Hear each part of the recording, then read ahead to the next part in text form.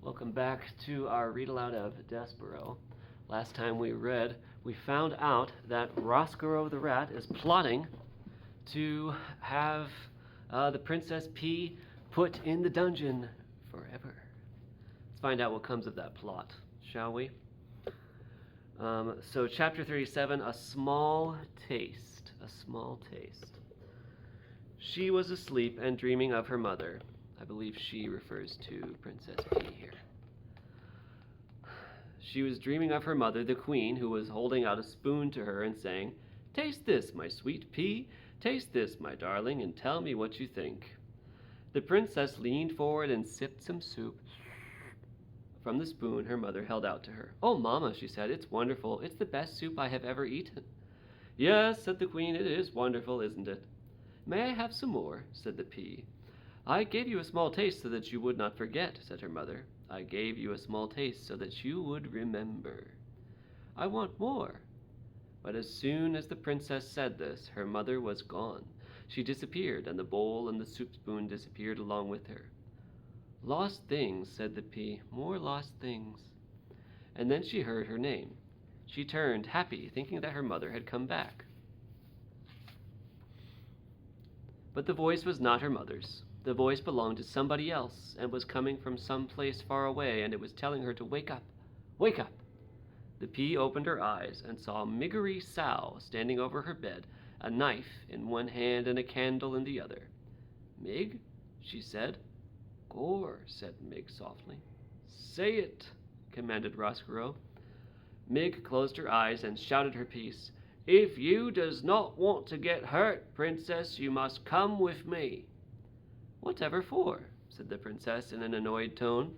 As I have noted before, the princess was not a person who was used to being told what to do.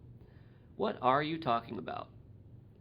Miss Mig opened her eyes and shouted, "You got to come with me, so after we take some lessons, you some long lessons and me some short ones. Together way down in the deep downs, I can be you, and you can be me." "No!" shouted Roscoe from Mig's pocket. "No, no, no, you're doing it wrong." "Who said that?" "Your Highness," said Roscoe, and he crawled out of Mig's pocket and made his way up to her shoulder and situated himself there, laying his tail across her neck to balance himself. "Your Highness," he said, and he raised the spoon slowly off his head and smiled, displaying his mouthful of truly hideous teeth. "I think it would be best if you do as Miggery Sow says. She is, as you can quite clearly see, in possession of a knife, a large knife, and she will, if pushed, use it." "This is ridiculous," the princess said. "You can't threaten me. I'm a princess." "We," said Roscoe, "are all too aware of the fact of what you are. A knife, however, cares nothing for the fact that you are royalty, and you will bleed, I assume, just like any other human being." The pea looked at Mig. Mig smiled. The knife glinted in the light of the candle. "Mig?" she said, her voice shaking the slightest bit.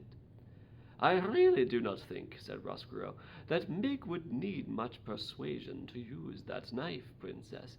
She is a dangerous individual, easily led." "But we are friends," said the pea. "Aren't we, Mig?" "Eh?" said Mig. "Trust me," said Roscoe, "you are not friends.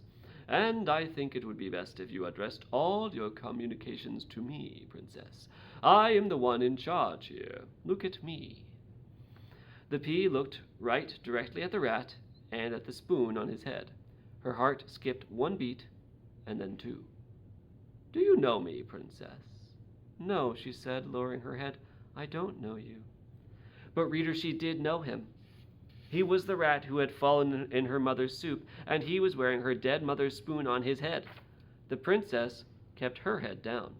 She concentrated on keeping on the rage that was leaping up inside of her. Here's Mig and the knife and the rat and the princess P. "Look again, princess, or can you not bear to look? Does it pain your royal sensibilities to let your eyes rest on a rat?" "I don't know you," she said, "and I'm not afraid to look at you." The pea raised her head slowly. Her eyes were defiant. She stared at the rat. Very well, said Roscoe. Have it your way. You do not know me. Nonetheless, you must do as I say, as my friend here has a knife. So get out of bed, Princess. We are going on a little journey. I would like it if you dressed in your loveliest gown, the one you were wearing at a banquet not so long ago. And put on your crown, said Mig. Put that on your princess' head. Yes, said Roscoe. Please, Princess, do not forget your crown. The pea, still staring at Roscoe, pushed the covers back and got out of bed.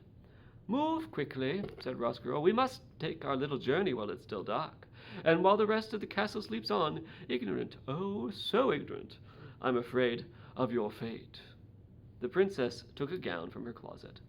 Yes, said Roscoe to himself, that is the one, the very one. Look at how it sparkles in the light. Lovely, lovely. I will need someone to do my buttons, said the princess as she stepped into the dress. Mig, you must help me. Little princess, said Roscoe, do you think you can outsmart a rat? Ah, dear Miggery Sow will not lay down her knife, not even for a moment.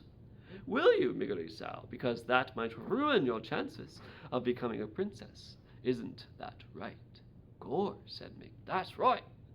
And so, while Mig held the knife pointed in the direction of the princess, the pea sat and let the rat crawl over her back, doing her buttons up for her one by one. The princess held very still. The only movement she allowed herself was this. She licked her lips over and over again, because she thought that she could taste there the sweet saltiness of the soup that her mother had fed her in her dream. I have not forgotten, Mamma, she whispered. I have not forgotten you. I have not forgotten soup. We'll find out what becomes of Mig and Roscoe and P and Desperaux as we continue to read next time.